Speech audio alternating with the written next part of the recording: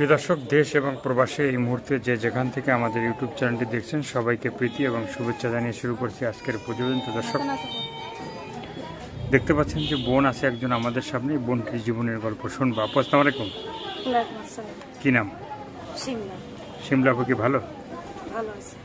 ভালো আছেন? বেশি না কম? মোটামুটি আছে। মোটামুটি আছেন। তো জীবনের গল্পটা বলা যাবে? অবশ্যই। বলেন, শুনি আমরা একটু। বাবাটা বিয়া করে চলে গেছে, মাটা এখানে বিয়া করছে।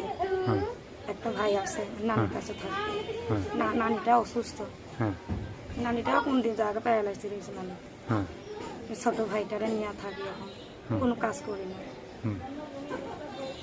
মানে ছোট ভাইটাকে নিয়ে আপনি থাকেন? হ্যাঁ। তো ছোট ভাইটা কি মানে বেশি ছোট? হ্যাঁ।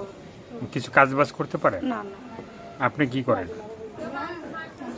মানুষের বাসায় কাজ করি। মানুষের বাসায় কাজ করেন? তো বিয়ে শাদী হয়েছে? না না হয় নাই? না, সম্বন্ধ আসে বাসায়? আসে হয়নি। হয় না? ডিমান্ড চাই বলে কি চায়?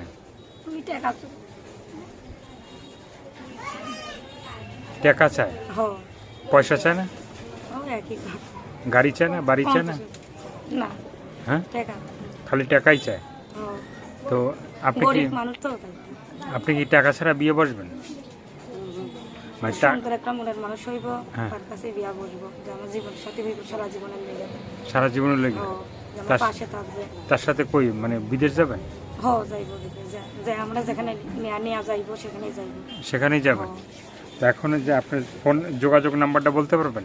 ফোন নাম্বার কি বলার আছে? দেশের বাড়ি কই? দেশের বাড়ি যশোর কালীগঞ্জ। যশোর কালীগঞ্জে। তো শেষ, মনের কথা শেষ? মানুষে ফোন দিলে কথা বলতে পারবেন? কথা বলতে পারবে। পারবেন? তো দর্শক, এই আপুর কথাগুলো শুনলেন, ভালো লাগলে অবশ্যই তার পাশে থাকবেন। সাহায্য, সহযোগিতা, প্রেম, ভালোবাসা, বিয়ে সাথে যে যেটা করবেন সেটা আপনাদের একান্তই ব্যক্তিগত ব্যাপার। ভালো থাকেন, সুস্থ থাকেন। সবাইকে আল্লাহ হাফেজ। সবাই ভীষণ ভালো থাকবেন।